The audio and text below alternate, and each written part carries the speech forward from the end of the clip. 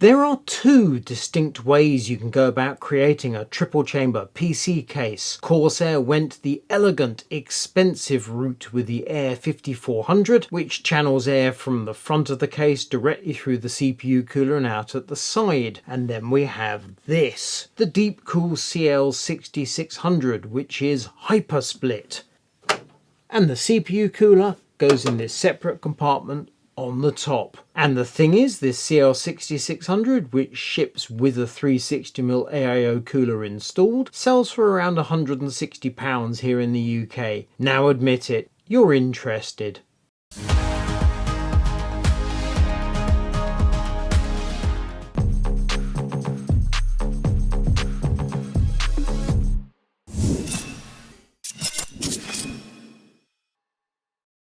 Let's pull off some panels and see what DeepCool has done.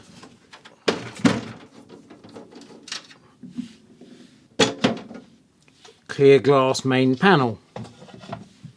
I think that screw is only needed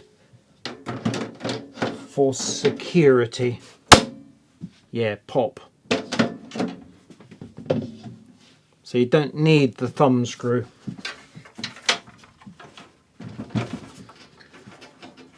Same deal with this panel, which is just plain steel.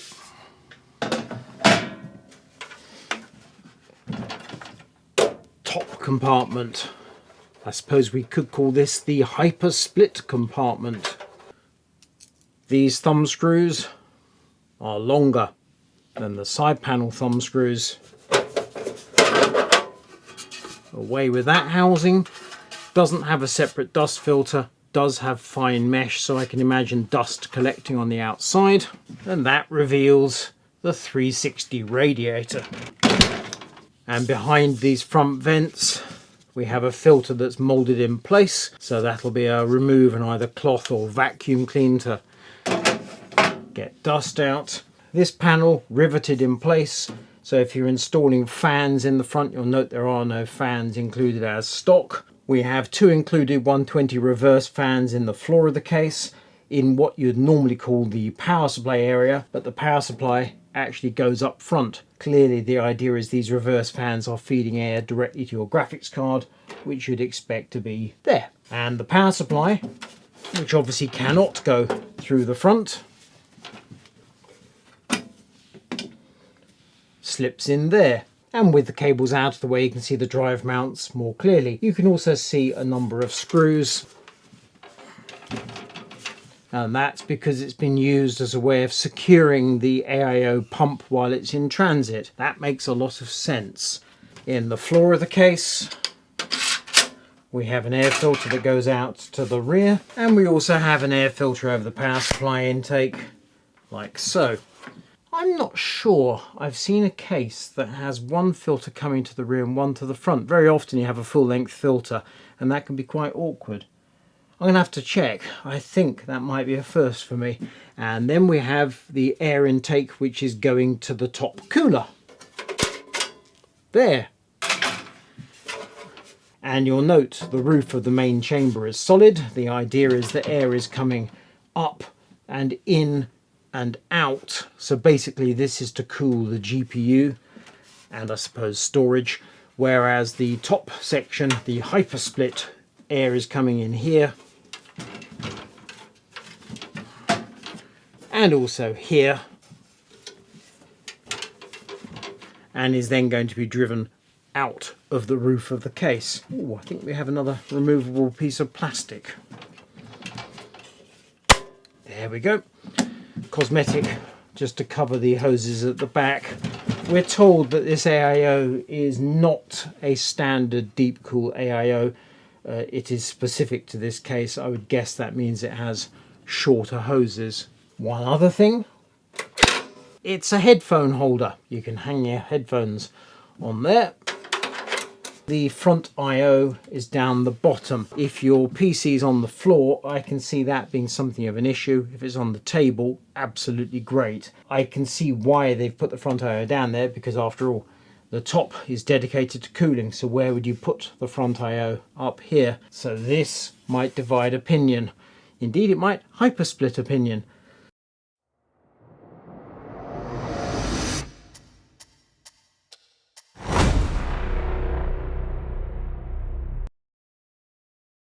Okie dokie, let's see what we can put inside this case.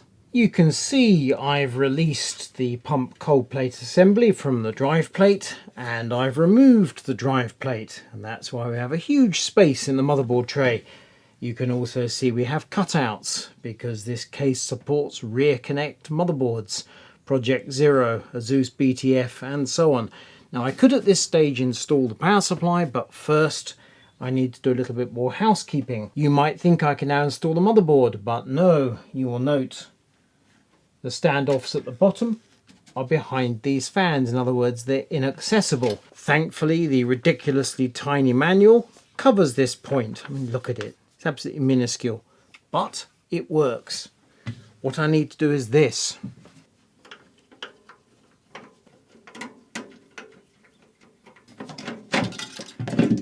Two slightly fiddly and small screws, and off with that cover. And that reveals the screws for the fan rack. It's kind of one piece hidden behind another. Two screws, not the same as each other.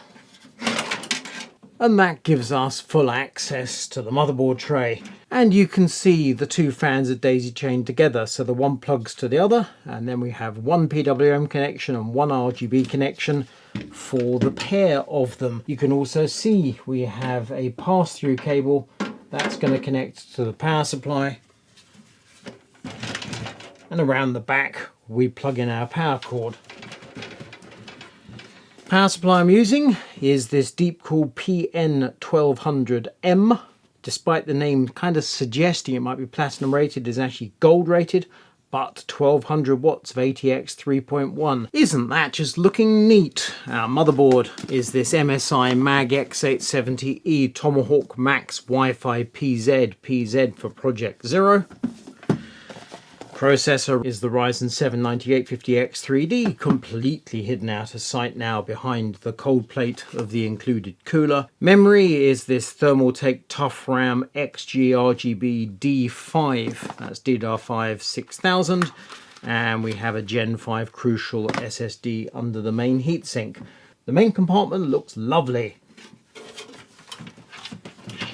The rest of it at the moment, not so much, so we have some cable management to perform. Worth noting, we have some Velcro straps here, which can be used for cable management, so that's useful. I'm going to hook up the various cables, tidy things away, install this fan rack, and then we can finish up the build with the graphics card. That's looking better. On with the side panel. Oh, it's heavier now. And in the main compartment we have our graphics card. It's a Palette RTX 5080 GameRock OC, and while it's a huge graphics card we have plenty of space.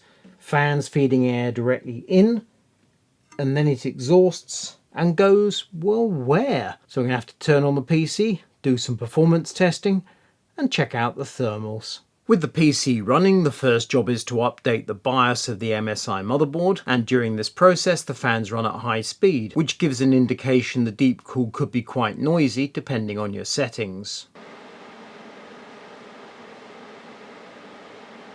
And then we experimented with smoke to see how the airflow works inside this CL6600. It's clear that air coming in the bottom of the case goes directly through the graphics card. The separate chamber with the AIO cooler appears to work exactly as intended. Air is drawn in from either side and exhausted directly upwards. To start our thermal testing, we're running a combination of Speedway Stress Test and Cinebench R23 multi-core. The PC is drawing 580 watts at the wall socket, the CPU requires 150 watts, and the graphics card 340 watts. It's worth noting the AIO fans run a maximum of 2400 RPM, while the case fans in the floor run at a maximum of 1400 RPM. We set the stock 5 fans at 1000 RPM. In that configuration, the PC sounded like this.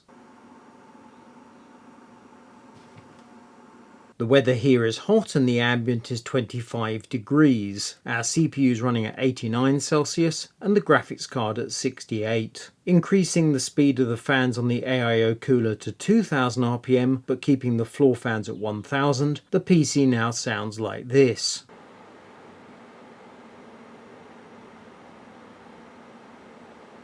The graphics temperature is unchanged at 68 degrees and the CPU temperature drops by 3 degrees to 86. And for our final run we add 3 DeepCool FT14 case fans, 2 at the front in intake, 1 at the rear in exhaust. These fans are set to 1000 RPM, the floor fans are still set at 1000 RPM, the AIO fans are running at 2000 RPM and the system sounds like this.